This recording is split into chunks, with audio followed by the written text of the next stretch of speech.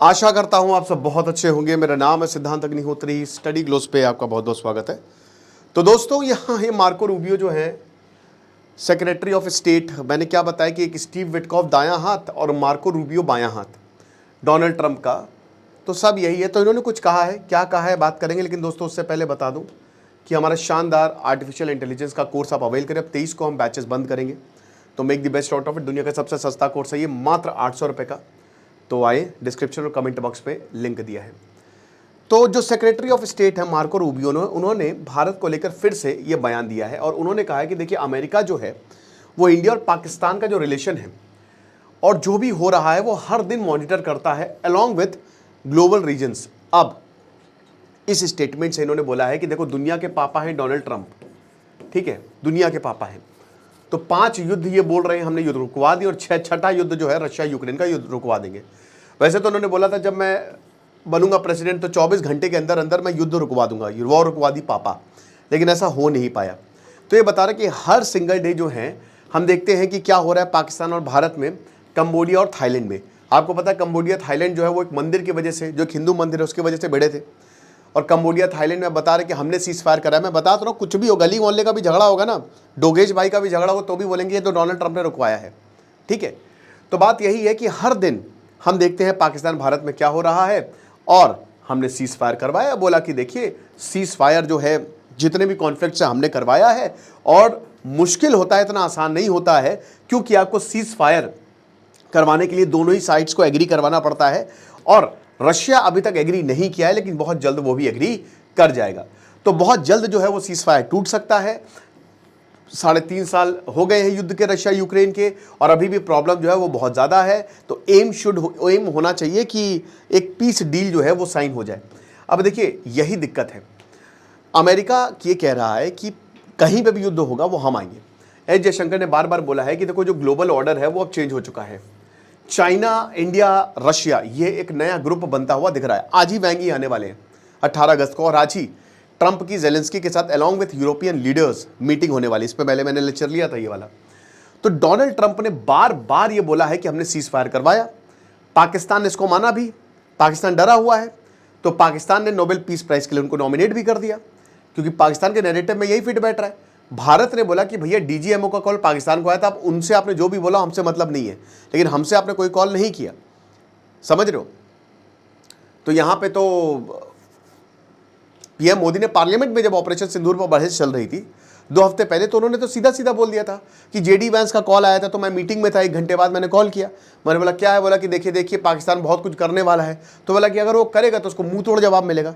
तो पीएम मोदी तक ने, लेकिन दोस्तों एक बहुत दिक्कत की बात है कि नाम नहीं लिया जा रहा है। अब आप कहेंगे डिप्लोमेसी है, भाई डिप्लोमेसी का तेल लेने डोनाल्ड ट्रंप को आपके ऊपर फूल तो बरसा नहीं रहे हैं। जो हमने ट्रंप के ऊपर इन्वेस्ट किया वो तो बहुत बुरी तरीके से बैकफायर कर गया। हाउडी मोदी, नमस्ते ट्रंप, इतना पैसा खर्चा किया, अब वो डोनाल्ड ट्रंप सूद समेत निकाल रहे हैं। अपना पैसा तो वो निकाल रहे हैं, लेकिन भारत के पैसे का क्या। तो एक तरीके से हमने गलत आदमी के ऊपर दांव लगा दिया। वो गलत आदमी था ही। मैं तो पिछले, जब से वो प्रेसिडेंट बना तब से ही बोल रहा हूँ कि पागल आदमी है वो। उसकी अपनी बीवी से नहीं बनती, अपने बच्चों से नहीं बनती, वो पागल है, कुछ नहीं आता उसको। तो यही बात है। अब ट्रंप बार बार बोल रहा है कि हमने वॉर रुकवा दी, अभी फिर बोलेगा ये। रशिया यूक्रेन का अगर मान लीजिए कुछ, देखिए शायद हो जाए, क्योंकि अमेरिका ने ये संदेश दिया है कि अगर ऐसा होता है, रशिया यूक्रेन वॉर जो है रुकता है, तो शायद हम टैरिफ हटा लेंगे। तो माइट बी पॉसिबल इंडिया से टैरिफ हट जाए, एक साइन दिया है। साथ ही साथ टैरिफ इसीलिए लगाया था कि रशिया से तेल जो है वो खरीदता है, फिर पूरी दुनिया जो है तेल खरीदने लगेगी। इस समय पुतिन पिछले 10 सालों में सबसे बढ़िया पोजीशन पे है। हो सकता है G8 को लेकर भी एक बड़ा डेवलपमेंट आ जाए, रशिया को दोबारा से शामिल कर लिया जाए। अमेरिका कह रहा है कि हमने यूक्रेन को बोला है कि तो हम तुमको नेटो लाइक सिक्योरिटी जो है वो देंगे। भारत ने जितनी भी असर्शंस उन सबको फॉर्मली जो है वो रिजेक्ट किया कि ऐसा कुछ भी नहीं है। और कहीं ना कहीं यही एक बहुत बड़ा रीज़न रहा है कि भारत के ऊपर टैरिफ लगाए गए हैं और हमारे पाकिस्तान को इतना ज़्यादा जो है वो तवज्जो दे रहा है। अब पाकिस्तान को लेकर एक चीज़ है कि आसिम मुनीर ने फिर बोला है कि मैं तो भगवान का बंदा हूँ, मैं खुद ही भगवान हूँ, मुझे तो उन्होंने ही भेजा है, अल्लाह ने ही भेजा है, और मैं यहाँ पे रहूँगा। बता दूं कि आसिम मुनीर तख्ता पलट करने वाले हैं। अमेरिका के पीछे से बैकिंग आ गई है। हो सकता है जो सेंटकॉम कमांडर मिले, पता है अमेरिका को कि देखिए कुछ भी करेंगे तो इमरान खान है, इमरान खान को कायदे में रखने के लिए, क्योंकि अभी प्रोटेस्ट हुए 5 अगस्त, फिर ये शांत हो गई। यही तो दिक्कत है पीटीआई की, ये इनको प्रोटेस्ट करना ही नहीं आता है। 5 अगस्त को प्रोटेस्ट हो, फिर चुपचाप चले गए घर पे अपने। तो अब क्या है कि ये बोल रहे हैं, मतलब ऐसा कहा जा रहा है कि डोनाल्ड ट्रंप और सीआईए ने प्रॉपर बैकिंग कर दी आसिम मुनीर को और वो तख्ता पलट कर सकते हैं। हालांकि आसिम मुनीर बार बार ये बोल रहा है कि हमारे कोई पॉलिटिकल एम्बिशंस नहीं है, लेकिन साइलेंटली एक साइलेंट कू इन मेकिंग। तो आप ये मान के चलिए कि पाकिस्तान में ये ईयर एंड होते होते सरकार बदल जाएगी और आसिम मुनीर मतलब चौथी बार जो है पाकिस्तान में मार्शल लॉ लग सकता है। सारे पत्ते एक जगह बैठ गए हैं। आसिम मुनीर देखिए कभी ना कभी रिटायर होंगे। आसिम मुनीर रिटायरी तो होने वाले थे 2021 में। क्या हुआ, इमरान खान के घर पे एक हेलीकॉप्टर आता, बोला चलो बेटा आओ ससुराल चलते हैं। ले गए इमरान खान को, रातों रात उनकी सरकार गिरा दी गई और उनको जेल में डाल दिया गया। ठीक है, आसिम मुनीर बच गए। आसिम मुनीर फिर रिटायर होंगे तो आसिम मुनीर को कुर्सी बचानी है और उसका सबसे अच्छा तरीका क्या है, तख्ता ही पलट कर दो। शरीफ बंधुओं को क्यों लाया गया? शरीफ बंधुओं को 2 कंटाप मारे गए। बोला कि तुमको यहाँ पे लाएंगे, नवाज शरीफ को तो जेल में डाल देते, ये फांसी दे देते, लेकिन उनको जबरदस्ती लाया गया और उनको ये बोला गया कि तुम चुप, जो हम बोलेंगे ना ये रटी रटा स्क्रिप्ट जो है वो बोल देना। तो मान गए, बोला कि हाँ हमको कोई प्रॉब्लम नहीं है। तो आप देख सकते हो कि शहबाज शरीफ वही बोलता है जो आसिम मुनीर को कहता है, लेकिन उससे काम नहीं बनेगा। काम बनेगा कि जब तक हम प्रेसिडेंट ना हो। एक बार प्रेसिडेंट आ गया, आसिम मुनीर बन गया, क्योंकि अभी भी आपके पास पब्लिक अकाउंटेबिलिटी है। लेकिन जो अमेरिका ने बोला है कि तुम्हारे ऑयल रिजर्व्स हमारे हैं, हम तुम्हारी ज़मीन पे जाएंगे, हम तुम्हारे पास एयर बेसेस बनाएंगे, तो उसके लिए आपको संविधान को ही चेंज करना पड़ेगा। अभी इनका 18th अमेंडमेंट है पाकिस्तान का, जिसमें ये बोला जाता है कि प्रोविंसेस रिसोर्सेज को कंट्रोल करते हैं। तो बलूचिस्तान सबसे पहला स्टेप यही था कि बीएलए को इन्होंने आतंकी संगठन घोषित किया।